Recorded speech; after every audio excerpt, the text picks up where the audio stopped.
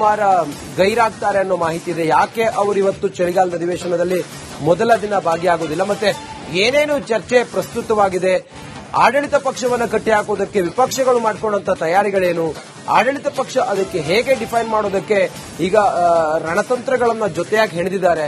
ಸದ್ಯಕ್ಕೆ ಈ ಹೊತ್ತಿಗೆ ಮೊದಲ ದಿನದ ಚಳಿಗಾಲದ ಅಧಿವೇಶನದಲ್ಲಿ ಆರಂಭದಲ್ಲಿ ಏನ್ ಮಾಹಿತಿ ಇದೆ ಚಂದ್ರು? ರಂಜಿತ್, ಖಂಡಿತವಾಗ್ಲು ಕುಂದಾನಗರಿ ಬೆಳಗಾವಿಯಲ್ಲಿ ಚಳಿಗಾಲದ ಅಧಿವೇಶನಕ್ಕೆ ಬೇಕಾಗಿರ್ತಕ್ಕಂಥ ಸಕಲ ತಯಾರಿಗಳು ಕೂಡ ಆಗಿರ್ತಕ್ಕಂಥದ್ದು. ಮೊದಲನೇ ದಿನ ಇವತ್ತು ಅಗಲಿದ ಗಣ್ಯರಿಗೆ ಸಂತಾಪದ ಕಾರ್ಯಕ್ರಮಗಳಿರ್ತಕ್ಕಂಥದ್ದು. ಹಾಲಿ ಶಾಸಕ HY ಮೇಟಿ ಅವರ ನಿಧನದಿಂದ ಏನು ಒಂದಷ್ಟು ಸಂತಾಪಗಳನ್ನ ಅವರ ವಿಚಾರವಾಗಿ ಕಾಂಗ್ರೆಸ್ ಆಗಿರ್ಬೋದು ಅಥವಾ ಬಿಜೆಪಿ ಜೆಡಿಎಸ್ ನಾಯಕರುಗಳು ಅವರ ಒಂದು ಗೆಲುವು ಸೋಲುಗಳು ಮತ್ತು ಅವರ ಒಂದಷ್ಟು ವಿಚಾರಗಳನ್ನ ಕೂಡ ಚರ್ಚೆಯನ್ನ ಮಾಡಲಿದ್ದಾರೆ. ಅದರ ಜೊತೆಯಲ್ಲಿ ಹಾಸ್ಯ ನಟ ಉಮೇಶ್ ಆಗಿರ್ಬೋದು, ಸಾಲುಮರದ ತಿಮ್ಮಕ್ಕ ಸೇರಿದಂತೆ ಅನೇಕ ಗಣ್ಯರು ಇತ್ತೀಚೆಗೆ ಅಗಲಿದಂತ ಗಣ್ಯರಿಗೂ ಕೂಡ ಒಂದು ಸಂತಾಪವನ್ನು ಕೂಡ ಸೂಚಿಸಲಿದ್ದಾರೆ. ಸೊ ಅದರಲ್ಲಿ ಅದ್ರ ಜೊತೆಗೆ ಮಾಜಿ ಶಾಸಕ RV ದೇವರಾಜ್ ಅವರು ಕೂಡ ಇತ್ತೀಚೆಗೆ ಕಳೆದ 3-4 ದಿನಗಳ ಹಿಂದಷ್ಟೇ ನಿಧನರಾದರು. ಅವರಿಗೂ ಕೂಡ ಸಂತಾಪವನ್ನು ಸೂಚಿಸಲಿದ್ದಾರೆ. ಪ್ರಮುಖವಾಗಿ ಏನು ಈ ಬಾರಿ ಇವತ್ತು ಸಂತಾಪ ಇರೋದ್ರಿಂದ ಬಹುತೇಕ ಮಧ್ಯಾಹ್ನಕ್ಕೆ ಅಧಿವೇಶನ ಮುಗಿಯುತ್ತೆ. ಆದ್ರೆ ಈ ಬಾರಿ ಉತ್ತರ ಕರ್ನಾಟಕ ಭಾಗದ ಸಮಸ್ಯೆಗಳನ್ನೇ ಪ್ರಮುಖವಾಗಿ ಎತ್ಕೊಳ್ಬೇಕು, ಆ ವಿಚಾರವಾಗಿ ನಾವು ಧ್ವನಿಯನ್ನು ಎತ್ತುತ್ತೇವೆ ಅಂತ ವಿಪಕ್ಷ ಬಿಜೆಪಿ ಮತ್ತು ಜೆಡಿಎಸ್ ಸಕಲ ಸನ್ನದ್ಧ ಆಗಿರ್ತಕ್ಕಂಥದ್ದು. ಇದಕ್ಕೆ ಸಾಕಷ್ಟು ತಯಾರಿನೂ ಕೂಡ ಮಾಡಿಕೊಂಡಿದೆ. ಈ ಬಾರಿ ಉತ್ತರ ಕರ್ನಾಟಕ ಭಾಗದಲ್ಲಿ ಮೆಕ್ಕೆಜೋಳದ ಸಮಸ್ಯೆ ಮತ್ತು ಕಬ್ಬಿನ ಸಮಸ್ಯೆ ಮತ್ತು ಅದರಲ್ಲೂ ಪ್ರಮುಖವಾಗಿ ನೆರೆ ಬಂದು ಈವರೆಗೂ ಕೂಡ ರಾಜ್ಯ ಸರ್ಕಾರ ಪರಿಹಾರವನ್ನ ಕೊಟ್ಟಿಲ್ಲ. ಸೊ ಕೇಂದ್ರದ ಕಡೆ ಬಟನ್ನ ಮಾಡಿ ತೋರಿಸ್ತಾ ಇದೆ.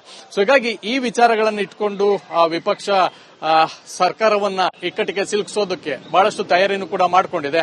ಅದರ ಜೊತೆಗೆ ಒಂದಷ್ಟು ಪ್ರಮುಖ ವಿಚಾರಗಳನ್ನು ಕೂಡ ತೆಗೆದುಕೊಳ್ಳುತ್ತೆ. ಆದ್ರೆ ರಾಜ್ಯ ಸರ್ಕಾರ ಪ್ರಮುಖವಾಗಿ ಈ ಬಾರಿ 20ಕ್ಕೂ ಹೆಚ್ಚು ಬಿಲ್ಗಳನ್ನ ತರಲಿಕ್ಕೆ ಮುಂದಾಗ್ತಾ ಇದೆ. ಸೊ ಬಿಲ್ಗಳು ಬರೋದ್ರಿಂದ ಚರ್ಚೆಗೆ ಅವಕಾಶ ಸಿಗೋದಿಲ್ಲ, ಬಹಳಷ್ಟು ಸಮಸ್ಯೆ ಆಗ್ತಾ ಇದೆ. ಸೊ ಹೀಗಾಗಿ ಬಿಲ್ಗಳನ್ನ ಪ್ರತ್ಯೇಕವಾಗಿ ಮಂಡಿಸಿ ನೀವು ಬೆಂಗಳೂರಲ್ಲಿ ವಿಶೇಷವಾಗಿ ಕರೀರಿ, ಆದ್ರೆ ಉತ್ತರ ಕರ್ನಾಟಕದ ಭಾಗದ ಸಮಸ್ಯೆಗಳು, ಅವ್ರಿಗೆ ಬೇಕಾಗಿರ್ತಕ್ಕಂಥ ಪರಿಹಾರಗಳು ಇದೆಲ್ಲವನ್ನೂ ಕೂಡ ಚರ್ಚೆ ಆಗಬೇಕು. ಆ ನಿಟ್ಟಿನಲ್ಲಿ ಬಹಳ ಪ್ರಮುಖವಾಗಿ ಇವತ್ತು ನೀವು ಚರ್ಚೆಯನ್ನು ಮಾಡಲೇಬೇಕು. ಉತ್ತರ ಕರ್ನಾಟಕಕ್ಕೆ ಸೀಮಿತವಾಗಿ ಈ ಒಂದು ಸೆಷನ್ ಅನ್ನ ಮಾಡಿ, ಇಲ್ಲ ಇನ್ನು 10 ದಿನಗಳ ಕಾಲ ಅಧಿವೇಶನವನ್ನ ಮುಂದುವರಿಸಿ ಅನ್ನುವಂಥದ್ದು. ಇನ್ನು ತುಂಗಭದ್ರಾ ಡ್ಯಾಮ್ ಏನು ಗೇಟ್ಗಳನ್ನ ಸರಿಪಡಿಸುವಂತ ನಿಟ್ಟಿನಲ್ಲಿ ರಾಜ್ಯ ಸರ್ಕಾರ ಕ್ರಮವನ್ನು ತೆಗೆದುಕೊಂಡಿದೆ. ಇದರಿಂದಾಗಿ ಆ ಭಾಗದ ರೈತರು 2ನೇ ಬೆಳೆಯನ್ನ ಬೆಳೀಲಿಕ್ಕೆ ಆಗ್ತಾ ಇಲ್ಲ. ಆ ಬೆಳೆಯನ್ನು ಕೂಡ ಬೆಳೀಲಿಕ್ಕೆ ಅವಕಾಶವನ್ನ ಸಿಗದೇ ಇರೋದ್ರಿಂದ ಎಕರೆಗೆ 25,000 ಪರಿಹಾರ ಧನವನ್ನು ಕೊಡಬೇಕು ಅನ್ನುವಂಥದ್ದು ಕೂಡ ಬಿಜೆಪಿಯ ಆಗ್ರಹ ಆಗಿರತಕ್ಕಂಥದ್ದು. ಹೀಗಾಗಿ ಈ ಒಟ್ಟಾರೆ ಉತ್ತರ ಕರ್ನಾಟಕ ಮತ್ತು ಈ ಮಧ್ಯ ಕರ್ನಾಟಕದಿಂದ ಉತ್ತರ ಕರ್ನಾಟಕದವರೆಗೂ ಕಲ್ಯಾಣ ಕರ್ನಾಟಕ ಅಥವಾ ಕಿತ್ತೂರು ಕರ್ನಾಟಕ ಇದೆಲ್ಲ ಭಾಗದಲ್ಲಿ ಇರತಕ್ಕಂತಹ ಸಮಸ್ಯೆಗಳನ್ನ ಸರಿಪಡಿಸಬೇಕು ಅನ್ನುವಂತ ನಿಟ್ಟಿನಲ್ಲಿ ಒಂದಷ್ಟು ಸಭೆಯನ್ನು ಕೂಡ ಮಾಡ್ತಾ ಇರ್ತಕ್ಕಂಥದ್ದು. ಸೊ ಹೀಗಾಗಿ ನಾಳೆ ಶಾಸಕಾಂಗ ಪಕ್ಷದ ಸಭೆಗಳು ಕೂಡ ಇದೆ. ಶಾಸಕಾಂಗ ಪಕ್ಷದ ಸಭೆಗಳಲ್ಲಿ ಏನೆಲ್ಲ ತೀರ್ಮಾನಗಳನ್ನು ಕೂಡ ಮಾಡ್ಕೊಳ್ತಾರೆ ಅನ್ನೋದ್ರ ಮೇಲೆ ಒಂದಷ್ಟು ಪ್ಲಾನ್ ಅನ್ನು ಕೂಡ ಮಾಡ್ಕೊಳ್ತಾ ಇರ್ತಕ್ಕಂಥದ್ದು. ರಂಜಿತ್, ಓಕೆ, ಥ್ಯಾಂಕ್ ಯು ನಿಮ್ಮೆಲ್ಲ ಮಾಹಿತಿಗಾಗಿ. ಕುಮಾರ ಗೈರಾಗ್ತಾರೆ ಅನ್ನೋ ಮಾಹಿತಿ ಇದೆ. ಯಾಕೆ ಅವರು ಇವತ್ತು ಚಳಿಗಾಲದ ಅಧಿವೇಶನದಲ್ಲಿ ಮೊದಲ ದಿನ ಭಾಗಿಯಾಗುವುದಿಲ್ಲ, ಮತ್ತೆ ಏನೇನು ಚರ್ಚೆ ಪ್ರಸ್ತುತವಾಗಿದೆ, ಆಡಳಿತ ಪಕ್ಷವನ್ನು ಕಟ್ಟಿಹಾಕುವುದಕ್ಕೆ ವಿಪಕ್ಷಗಳು ಮಾಡಿಕೊಂಡಂತ ತಯಾರಿಗಳೇನು, ಆಡಳಿತ ಪಕ್ಷ ಅದಕ್ಕೆ ಹೇಗೆ ಡಿಫೈನ್ ಮಾಡೋದಕ್ಕೆ ಈಗ ರಣತಂತ್ರಗಳನ್ನ ಜೊತೆಯಾಗಿ ಹೆಣೆದಿದ್ದಾರೆ. ಸದ್ಯಕ್ಕೆ ಈ ಹೊತ್ತಿಗೆ ಮೊದಲ ದಿನದ ಚಳಿಗಾಲದ ಅಧಿವೇಶನದಲ್ಲಿ ಆರಂಭದಲ್ಲಿ ಏನ್ ಮಾಹಿತಿ ಇದೆ ಚಂದ್ರು?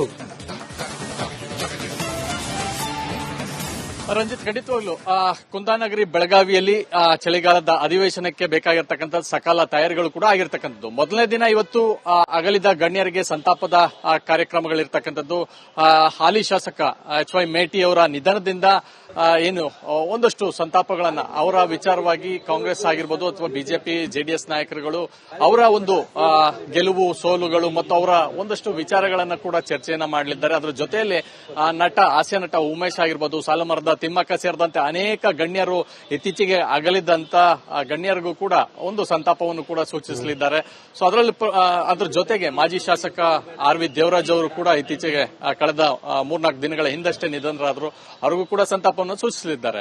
ಪ್ರಮುಖವಾಗಿ ಏನು ಈ ಬಾರಿ ಇವತ್ತು ಸಂತಾಪ ಇರೋದ್ರಿಂದ ಬಹುತೇಕ ಮಧ್ಯಾಹ್ನಕ್ಕೆ ಅಧಿವೇಶನ ಮುಗಿಯುತ್ತೆ. ಆದ್ರೆ ಈ ಬಾರಿ ಉತ್ತರ ಕರ್ನಾಟಕ ಭಾಗದ ಸಮಸ್ಯೆಗಳನ್ನೇ ಪ್ರಮುಖವಾಗಿ ಎತ್ಕೊಳ್ಬೇಕು, ಆ ವಿಚಾರವಾಗಿ ನಾವು ಧ್ವನಿಯನ್ನು ಎತ್ತುತ್ತೇವೆ ಅಂತ ವಿಪಕ್ಷ ಬಿಜೆಪಿ ಮತ್ತು ಜೆಡಿಎಸ್ ಸಕಲ ಸನ್ನದ್ಧ ಆಗಿರ್ತಕ್ಕಂಥದ್ದು. ಇದಕ್ಕೆ ಸಾಕಷ್ಟು ತಯಾರಿಯನ್ನು ಕೂಡ ಮಾಡಿಕೊಂಡಿದೆ.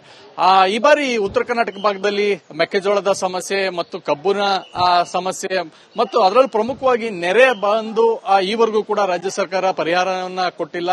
ಸೊ ಕೇಂದ್ರದ ಕಡೆ ಬಟನ್ನ ಮಾಡಿ ತೋರಿಸ್ತಾ ಇದೆ. ಸೊ ಹೀಗಾಗಿ ಈ ವಿಚಾರಗಳನ್ನು ಇಟ್ಕೊಂಡು ವಿಪಕ್ಷ ಸರ್ಕಾರವನ್ನ ಇಕ್ಕಟ್ಟಿಗೆ ಸಿಲುಕಿಸೋದಕ್ಕೆ ಬಹಳಷ್ಟು ತಯಾರಿಯನ್ನು ಕೂಡ ಮಾಡಿಕೊಂಡಿದೆ. ಅದರ ಜೊತೆಗೆ ಒಂದಷ್ಟು ಪ್ರಮುಖ ವಿಚಾರಗಳನ್ನು ಕೂಡ ತೆಗೆದುಕೊಳ್ಳುತ್ತೆ. ಆದ್ರೆ ರಾಜ್ಯ ಸರ್ಕಾರ ಪ್ರಮುಖವಾಗಿ ಈ ಬಾರಿ 20ಕ್ಕೂ ಹೆಚ್ಚು ಬಿಲ್ಗಳನ್ನ ತರಲಿಕ್ಕೆ ಮುಂದಾಗ್ತಾ ಇದೆ. ಸೊ ಬಿಲ್ಗಳು ಬರೋದ್ರಿಂದ ಚರ್ಚೆಗೆ ಅವಕಾಶ ಸಿಗೋದಿಲ್ಲ, ಬಹಳಷ್ಟು ಸಮಸ್ಯೆ ಆಗ್ತಾ ಇದೆ. ಸೊ ಹೀಗಾಗಿ ಬಿಲ್ಗಳನ್ನ ಪ್ರತ್ಯೇಕವಾಗಿ ಮಂಡಿಸಿ ನೀವು ಬೆಂಗಳೂರಲ್ಲಿ ವಿಶೇಷವಾಗಿ ಕರೀರಿ, ಆದ್ರೆ ಉತ್ತರ ಕರ್ನಾಟಕದ ಭಾಗದ ಸಮಸ್ಯೆಗಳು, ಅವ್ರಿಗೆ ಬೇಕಾಗಿರ್ತಕ್ಕಂಥ ಪರಿಹಾರಗಳು ಇದೆಲ್ಲವನ್ನೂ ಕೂಡ ಚರ್ಚೆ ಆಗಬೇಕು. ಆ ನಿಟ್ಟಿನಲ್ಲಿ ಬಹಳ ಪ್ರಮುಖವಾಗಿ ಇವತ್ತು ನೀವು ಚರ್ಚೆಯನ್ನು ಮಾಡಲೇಬೇಕು. ಉತ್ತರ ಕರ್ನಾಟಕಕ್ಕೆ ಸೀಮಿತವಾಗಿ ಈ ಒಂದು ಸೆಷನ್ ಅನ್ನ ಮಾಡಿ, ಇಲ್ಲ ಇನ್ನು 10 ದಿನಗಳ ಕಾಲ ಅಧಿವೇಶನವನ್ನ ಮುಂದುವರಿಸಿ ಅನ್ನುವಂಥದ್ದು. ಇನ್ನು ತುಂಗಭದ್ರಾ ಡ್ಯಾಮ್ ಏನು ಗೇಟ್ಗಳನ್ನ ಸರಿಪಡಿಸುವಂತ ನಿಟ್ಟಿನಲ್ಲಿ ರಾಜ್ಯ ಸರ್ಕಾರ ಕ್ರಮವನ್ನು ತೆಗೆದುಕೊಂಡಿದೆ. ಇದರಿಂದಾಗಿ ಆ ಭಾಗದ ರೈತರು ಎರಡನೇ ಬೆಳೆಯನ್ನ ಬೆಳೀಲಿಕ್ಕೆ ಆಗ್ತಾ ಇಲ್ಲ. ಆ ಬೆಳೆಯನ್ನು ಕೂಡ ಬೆಳೀಲಿಕ್ಕೆ ಅವಕಾಶವನ್ನ ಸಿಗದೇ ಇರೋದ್ರಿಂದ ಎಕರೆಗೆ 25,000 ಪರಿಹಾರ ಧನವನ್ನ ಕೊಡಬೇಕು ಅನ್ನುವಂಥದ್ದು ಕೂಡ ಬಿಜೆಪಿಯ ಆಗ್ರಹ ಆಗಿರತಕ್ಕಂಥದ್ದು. ಹೀಗಾಗಿ ಈ ಒಟ್ಟಾರೆ ಉತ್ತರ ಕರ್ನಾಟಕ ಮತ್ತು ಈ ಮಧ್ಯ ಕರ್ನಾಟಕದಿಂದ ಉತ್ತರ ಕರ್ನಾಟಕದವರೆಗೂ ಕಲ್ಯಾಣ ಕರ್ನಾಟಕ ಅಥವಾ ಕಿತ್ತೂರು ಕರ್ನಾಟಕ ಇದೆಲ್ಲ ಭಾಗದಲ್ಲಿ ಇರತಕ್ಕಂತಹ ಸಮಸ್ಯೆಗಳನ್ನ ಸರಿಪಡಿಸಬೇಕು ಅನ್ನುವಂತ ನಿಟ್ಟಿನಲ್ಲಿ ಒಂದಷ್ಟು ಸಭೆಯನ್ನು ಕೂಡ ಮಾಡ್ತಾ ಇರ್ತಕ್ಕಂಥದ್ದು. ಸೊ ಹೀಗಾಗಿ ನಾಳೆ ಶಾಸಕಾಂಗ ಪಕ್ಷದ ಸಭೆಗಳು ಕೂಡ ಇದೆ. ಶಾಸಕಾಂಗ ಪಕ್ಷದ ಸಭೆಗಳಲ್ಲಿ ಏನೆಲ್ಲ ತೀರ್ಮಾನಗಳನ್ನು ಕೂಡ ಮಾಡ್ಕೊಳ್ತಾರೆ ಅನ್ನೋದ್ರ ಮೇಲೆ ಒಂದಷ್ಟು ಪ್ಲಾನ್ ಅನ್ನು ಕೂಡ ಮಾಡ್ಕೊಳ್ತಾ ಇರ್ತಕ್ಕಂಥದ್ದು. ರಂಜಿತ್, ಓಕೆ, ಥ್ಯಾಂಕ್ ಯು ನಿಮ್ಮೆಲ್ಲ ಮಾಹಿತಿಗಾಗಿ. ಗೈರಾಗ್ತಾರೆ ಅನ್ನೋ ಮಾಹಿತಿ ಇದೆ. ಯಾಕೆ ಅವರು ಇವತ್ತು ಚಳಿಗಾಲದ ಅಧಿವೇಶನದಲ್ಲಿ ಮೊದಲ ದಿನ ಭಾಗಿಯಾಗುವುದಿಲ್ಲ, ಮತ್ತೆ ಏನೇನು ಚರ್ಚೆ ಪ್ರಸ್ತುತವಾಗಿದೆ, ಆಡಳಿತ ಪಕ್ಷವನ್ನು ಕಟ್ಟಿ ಹಾಕೋದಕ್ಕೆ ವಿಪಕ್ಷಗಳು ಮಾಡಿಕೊಂಡಂತ ತಯಾರಿಗಳೇನು, ಆಡಳಿತ ಪಕ್ಷ ಅದಕ್ಕೆ ಹೇಗೆ ಡಿಫೈನ್ ಮಾಡೋದಕ್ಕೆ ಈಗ ರಣತಂತ್ರಗಳನ್ನ ಜೊತೆಯಾಗಿ ಹೆಣೆದಿದ್ದಾರೆ. ಸದ್ಯಕ್ಕೆ ಈ ಹೊತ್ತಿಗೆ ಮೊದಲ ದಿನದ ಚಳಿಗಾಲದ ಅಧಿವೇಶನದಲ್ಲಿ ಆರಂಭದಲ್ಲಿ ಏನ್ ಮಾಹಿತಿ ಇದೆ ಚಂದ್ರು? ರಂಜಿತ್, ಖಂಡಿತವಾಗ್ಲು ಕುಂದಾನಗರಿ ಬೆಳಗಾವಿಯಲ್ಲಿ ಚಳಿಗಾಲದ ಅಧಿವೇಶನಕ್ಕೆ ಬೇಕಾಗಿರ್ತಕ್ಕಂಥ ಸಕಲ ತಯಾರಿಗಳು ಕೂಡ ಆಗಿರ್ತಕ್ಕಂಥದ್ದು. ಮೊದಲನೇ ದಿನ ಇವತ್ತು ಅಗಲಿದ ಗಣ್ಯರಿಗೆ ಸಂತಾಪದ ಕಾರ್ಯಕ್ರಮಗಳಿರ್ತಕ್ಕಂಥದ್ದು. ಹಾಲಿ ಶಾಸಕ HY ಮೇಟಿ ಅವರ ನಿಧನದಿಂದ ಏನು ಒಂದಷ್ಟು ಸಂತಾಪಗಳನ್ನ ಅವರ ವಿಚಾರವಾಗಿ ಕಾಂಗ್ರೆಸ್ ಆಗಿರ್ಬೋದು ಅಥವಾ ಬಿಜೆಪಿ ಜೆಡಿಎಸ್ ನಾಯಕರುಗಳು ಅವರ ಒಂದು ಗೆಲುವು ಸೋಲುಗಳು ಮತ್ತು ಅವರ ಒಂದಷ್ಟು ವಿಚಾರಗಳನ್ನ ಕೂಡ ಚರ್ಚೆಯನ್ನ ಮಾಡಲಿದ್ದಾರೆ. ಅದರ ಜೊತೆಯಲ್ಲಿ ಹಾಸ್ಯ ನಟ ಉಮೇಶ್ ಆಗಿರ್ಬೋದು, ಸಾಲುಮರದ ತಿಮ್ಮಕ್ಕ ಸೇರಿದಂತೆ ಅನೇಕ ಗಣ್ಯರು ಇತ್ತೀಚೆಗೆ ಅಗಲಿದ್ದಂತ ಗಣ್ಯರಿಗೂ ಕೂಡ ಒಂದು ಸಂತಾಪವನ್ನು ಕೂಡ ಸೂಚಿಸಲಿದ್ದಾರೆ. ಸೊ ಅದರಲ್ಲಿ ಅದ್ರ ಜೊತೆಗೆ ಮಾಜಿ ಶಾಸಕ RV ದೇವರಾಜ್ ಅವರು ಕೂಡ ಇತ್ತೀಚೆಗೆ ಕಳೆದ 3-4 ದಿನಗಳ ಹಿಂದಷ್ಟೇ ನಿಧನರಾದರು. ಅವರಿಗೂ ಕೂಡ ಸಂತಾಪವನ್ನು ಸೂಚಿಸಲಿದ್ದಾರೆ. ಪ್ರಮುಖವಾಗಿ ಏನು ಈ ಬಾರಿ ಇವತ್ತು ಸಂತಾಪ ಇರೋದ್ರಿಂದ ಬಹುತೇಕ ಮಧ್ಯಾಹ್ನಕ್ಕೆ ಅಧಿವೇಶನ ಮುಗಿಯುತ್ತೆ. ಆದ್ರೆ ಈ ಬಾರಿ ಉತ್ತರ ಕರ್ನಾಟಕ ಭಾಗದ ಸಮಸ್ಯೆಗಳನ್ನೇ ಪ್ರಮುಖವಾಗಿ ಎತ್ಕೊಳ್ಬೇಕು, ಆ ವಿಚಾರವಾಗಿ ನಾವು ಧ್ವನಿಯನ್ನು ಎತ್ತುತ್ತೇವೆ ಅಂತ ವಿಪಕ್ಷ ಬಿಜೆಪಿ ಮತ್ತು ಜೆಡಿಎಸ್ ಸಕಲ ಸನ್ನದ್ಧ ಆಗಿರ್ತಕ್ಕಂಥದ್ದು. ಇದಕ್ಕೆ ಸಾಕಷ್ಟು ತಯಾರಿಯನ್ನು ಕೂಡ ಮಾಡಿಕೊಂಡಿದೆ. ಈ ಬಾರಿ ಉತ್ತರ ಕರ್ನಾಟಕ ಭಾಗದಲ್ಲಿ ಮೆಕ್ಕೆಜೋಳದ ಸಮಸ್ಯೆ ಮತ್ತು ಕಬ್ಬಿನ ಸಮಸ್ಯೆ ಮತ್ತು ಅದರಲ್ಲೂ ಪ್ರಮುಖವಾಗಿ ನೆರೆ ಬಂದು ಈವರೆಗೂ ಕೂಡ ರಾಜ್ಯ ಸರ್ಕಾರ ಪರಿಹಾರವನ್ನ ಕೊಟ್ಟಿಲ್ಲ. ಸೊ ಕೇಂದ್ರದ ಕಡೆ ಬಟನ್ನ ಮಾಡಿ ತೋರಿಸ್ತಾ ಇದೆ. ಸೊ ಹೀಗಾಗಿ ಈ ವಿಚಾರಗಳನ್ನು ಇಟ್ಕೊಂಡು ವಿಪಕ್ಷ ಸರ್ಕಾರವನ್ನ ಇಕ್ಕಟ್ಟಿಗೆ ಸಿಲುಕಿಸೋದಕ್ಕೆ ಬಹಳಷ್ಟು ತಯಾರಿಯನ್ನು ಕೂಡ ಮಾಡಿಕೊಂಡಿದೆ. ಅದರ ಜೊತೆಗೆ ಒಂದಷ್ಟು ಪ್ರಮುಖ ವಿಚಾರಗಳನ್ನು ಕೂಡ ತೆಗೆದುಕೊಳ್ಳುತ್ತೆ. ಆದ್ರೆ ರಾಜ್ಯ ಸರ್ಕಾರ ಪ್ರಮುಖವಾಗಿ ಈ ಬಾರಿ 20ಕ್ಕೂ ಹೆಚ್ಚು ಬಿಲ್ಗಳನ್ನ ತರಲಿಕ್ಕೆ ಮುಂದಾಗ್ತಾ ಇದೆ. ಸೊ ಬಿಲ್ಗಳು ಬರೋದ್ರಿಂದ ಚರ್ಚೆಗೆ ಅವಕಾಶ ಸಿಗೋದಿಲ್ಲ, ಬಹಳಷ್ಟು ಸಮಸ್ಯೆ ಆಗ್ತಾ ಇದೆ.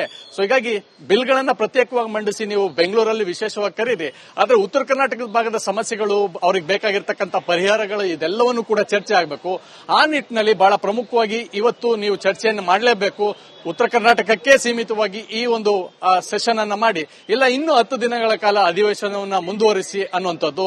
ಇನ್ನು ತುಂಗಭದ್ರಾ ಡ್ಯಾಮ್ ಏನು ಗೇಟ್ಗಳನ್ನ ಸರಿಪಡಿಸುವಂತ ನಿಟ್ಟಿನಲ್ಲಿ ರಾಜ್ಯ ಸರ್ಕಾರ ಕ್ರಮವನ್ನು ತೆಗೆದುಕೊಂಡಿದೆ.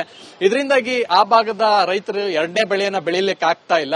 ಆ ಬೆಳೆಯನ್ನು ಕೂಡ ಬೆಳೀಲಿಕ್ಕೆ ಅವಕಾಶವನ್ನ ಸಿಗದೇ ಇರೋದ್ರಿಂದ ಎಕರೆಗೆ 25,000 ಪರಿಹಾರ ಧನವನ್ನ ಕೊಡಬೇಕು ಅನ್ನುವಂಥದ್ದು ಕೂಡ ಬಿಜೆಪಿಯ ಆಗ್ರಹ ಆಗಿರ್ತಕ್ಕಂಥದ್ದು. ಸೊ ಹೀಗಾಗಿ ಈ ಒಟ್ಟಾರೆ ಉತ್ತರ ಕರ್ನಾಟಕ ಮತ್ತು ಈ ಮಧ್ಯ ಕರ್ನಾಟಕದಿಂದ ಉತ್ತರ ಕರ್ನಾಟಕದವರೆಗೂ ಕಲ್ಯಾಣ ಕರ್ನಾಟಕ ಅಥವಾ ಕಿತ್ತೂರು ಕರ್ನಾಟಕ ಇದೆಲ್ಲ ಭಾಗದಲ್ಲಿ ಇರತಕ್ಕಂತಹ ಸಮಸ್ಯೆಗಳನ್ನ ಸರಿಪಡಿಸುವ ಅನ್ನುವಂತ ನಿಟ್ಟಿನಲ್ಲಿ ಒಂದಷ್ಟು ಸಭೆಯನ್ನು ಕೂಡ ಮಾಡ್ತಾ ಇರ್ತಕ್ಕಂಥದ್ದು. ಸೊ ಹೀಗಾಗಿ ನಾಳೆ ಶಾಸಕಾಂಗ ಪಕ್ಷದ ಸಭೆಗಳು ಕೂಡ ಇದೆ.